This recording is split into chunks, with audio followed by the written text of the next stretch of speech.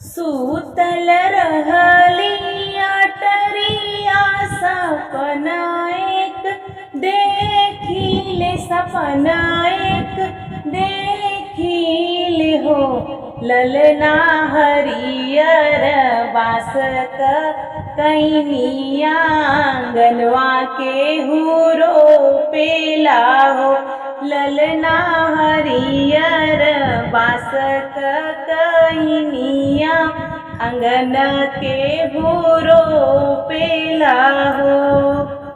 सासु मोरी किरिया धरावेली और समझावेली और समझावेली हो बहुअर जिनी कहा केहू से सपनवा सपन बड़ा सुंदर हो बहुअर जिनी कहा केहू से सपनवा सपन बड़ा सुंदर हो।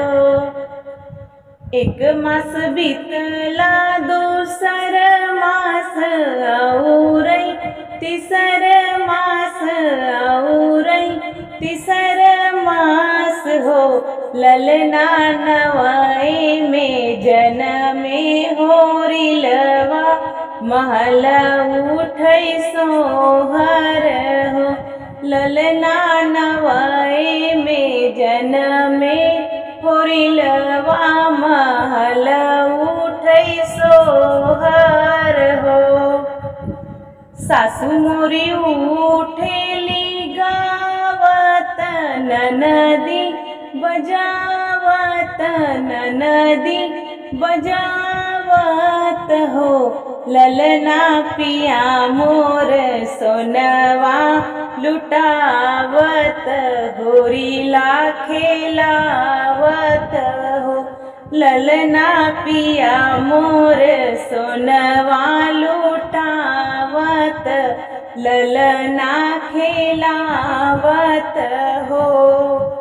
सासु मोरी उठेली गावत ननदी बजावत ननदी बजावत हो ललना पिया मोर सोनवा लुटावत ललना खेलावत हो ललना पिया मोर सोनवा लुटावत ललना खेलावत हो।